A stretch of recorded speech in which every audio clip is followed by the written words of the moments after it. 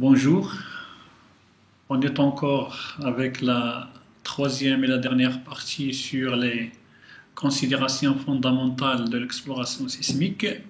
Alors sur la première partie, on avait vu des introductions sur les ondes sismiques, les types des ondes sismiques, les vitesses des ondes sismiques et leur lien avec les paramètres d'élasticité d'une roche. Dans la deuxième partie, on avait vu les principes de la prospection sismique, Huygens, Fermat, les phénomènes de réflexion, réfraction critique, et on avait vu les arrivées des ondes, ou bien les différentes ondes qui arrivent à la surface. Et on avait vu aussi les atténuations des ondes sismiques, à savoir la propagation sphérique ou géométrique et la propagation physique ou absorption, et on a vu aussi le partitionnement de l'énergie d'une onde sismique. Dans cette partie, on va voir l'instrumentation sismique, à savoir les sources d'énergie utilisées et les équipements sismiques, le géophone qui détecte le signal et le sismographe qui conditionne et enregistre le signal. Une question concernant le choix de la source d'énergie. Quelles sont les caractéristiques d'une source d'énergie idéale? Elle doit émettre suffisamment d'énergie pour fournir des réflexions et des réfractions sur les interfaces entre les différentes couches, qu'elles soient des unités de roche ou bien de sédiments, des amplitudes assez suffisantes pour être détectées et affichées sur un sismogramme à des fins d'interprétation. On va discuter après le contenu fréquentiel et la forme d'onde. La chute de poids et les explosifs sont les plus utilisés en sismique réfraction. Le marteau, dans ce cas le sledgehammer, qui varie entre 5 jusqu'à 12 kg. Certes, l'énergie émise n'est pas grande, mais le marteau il est devenu une source incontournable avec l'avènement des instruments qui additionnent, le stacking en anglais, les mouvements du sol pour un certain nombre d'impacts et ainsi améliorer les formes d'ondes sur un sismogramme. Il peut détecter un substrat rocheux à une profondeur d'une cinquantaine de mètres. Un système de chute de poids consiste à soulever un poids à une certaine hauteur et le relâcher. Dans cet exemple-là, une chute de poids de 350 kg à partir d'une hauteur de 4 mètres, selon GeoExpert de la Suisse, ils disent que sous des conditions favorables, la profondeur des investigations elle a atteint à peu près 4500 mètres. La source explosive couvre toute la gamme entre la dynamite et les fusils de calibre 50.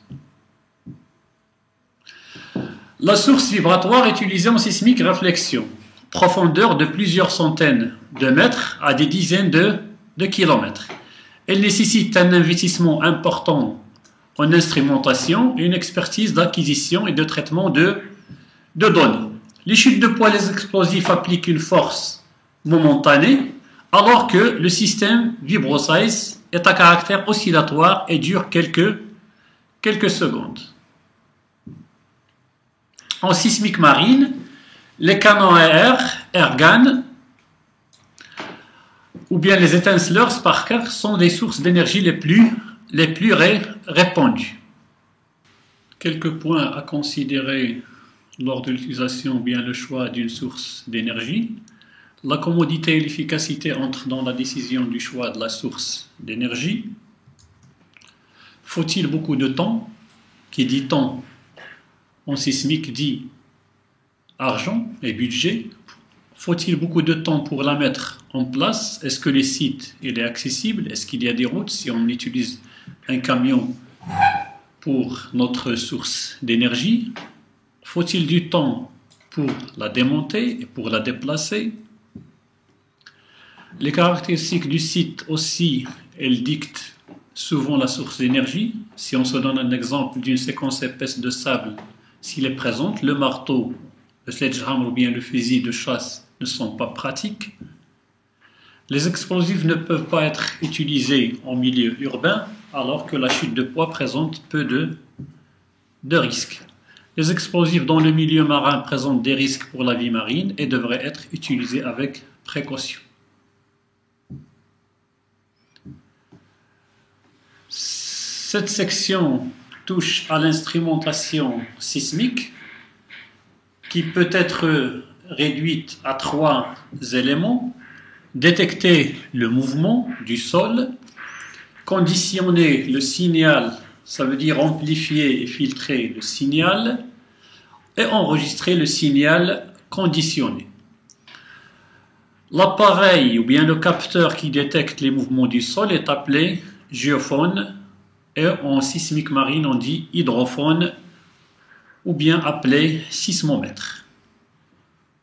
L'instrumentation sismique consiste en une source d'énergie, des géophones pour la détection des signaux et qui sont connectés via un câble multiconducteur à un sismographe qui, à son tour, va envoyer les données vers un ordinateur. Les géophones sont utilisés dans les groupes ou bien des chaînes de 12, 24 ou 48 et sont équidistants. La sortie ou bien la réponse de chaque géophone est transférée vers un sismographe à l'aide d'un câble multiconducteur. La fréquence naturelle d'un géophone est la fréquence pour laquelle sa sortie ou bien sa réponse atteint sa valeur maximale. Dans cet exemple, un géophone de fréquence naturelle 14 Hz, il atteint sa valeur maximale vers les 14 Hz. Alors quelle est la différence entre 0,7 et 0,2 amortissement? Les géophones sont amortis pour contrôler les oscillations. Le taux d'amortissement 0,7 constitue un compromis entre le contrôle des oscillations et le maintien de la sensibilité. Ce taux produit une réponse plate. C'est-à-dire, le géophone répond avec la même sensibilité aux fréquences supérieures à sa fréquence naturelle qui est 14 Hz dans ce cas.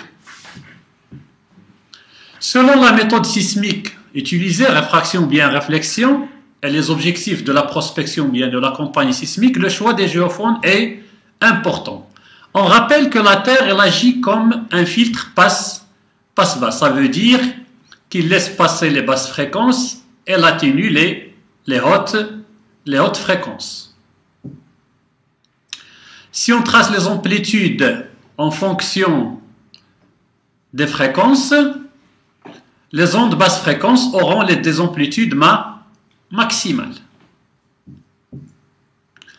La conception de la sismique réfraction vise, comme on va le voir en semestre 5, le signal le plus fort possible des ondes qui arrivent en premier au géophone.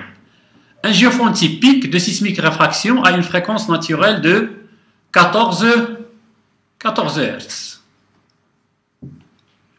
En sismique réflexion, on s'intéresse à la résolution. On doit donc isoler la composante de haute fréquence, petite longueur d'onde.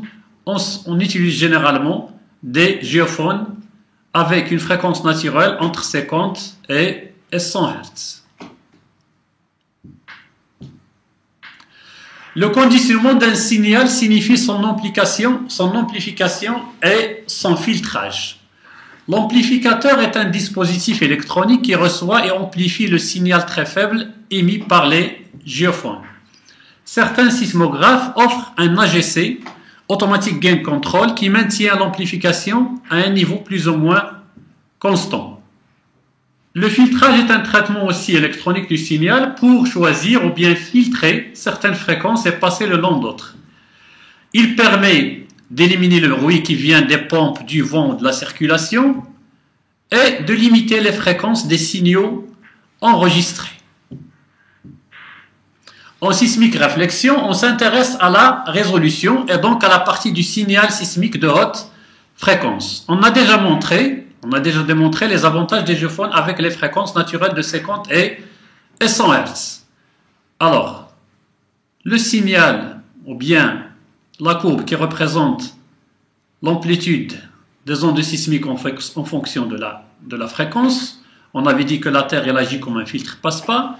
Si on utilise un géophone avec une fréquence naturelle de 100 Hz, on aurait cette réponse-là. Si on veut plus, ou bien on veut filtrer plus les signaux, on peut ôter, au lieu d'aller chercher un autre géophone avec une autre fréquence naturelle, on peut utiliser un filtre de 200 Hz. On dit un filtre passe-haut. Il laisse passer juste les hautes fréquences. Si on se donne ce signal, par exemple, et on essaye de l'échantillonner avec un pas de 2 millisecondes ici. Alors, ce point-là, on peut lire, c'est à peu près C4. Après 2 millisecondes, à peu près celui-là, c'est 7. Et ainsi de suite. 4, 7. Et si on trace ce signal, alors 4, 7, 10, 7, on descend vers 0, puis on va vers moins 6, et ainsi de suite. On va trouver qu'on a pu recouvrir notre signal. Si on change l'intervalle d'échantillonnage, par exemple ici 10 millisecondes, alors le point ici ça serait 4, après 10 millisecondes on va trouver moins 6, après c'est 11 et 9. Alors si on trace ce signal, il va donner 4, moins 6, 11 et 9. Alors qu'est-ce qu'on avait? On a perdu notre signal, on n'a pas pu garder la même forme de notre signal initial à cause de notre mauvais échantillonnage. La plupart des enregistrements sismiques analogiques a été sur un papier qui a été ensuite remplacé par une bande magnétique. Le signal conditionné est acheminé à travers un convertisseur analogique numérique où le signal analogique est converti en une forme numérique. Ceci est accompli en échantillonnant le signal à des intervalles discrets et en représentant l'amplitude du signal par sa valeur, comme on avait vu, positif ou négatif.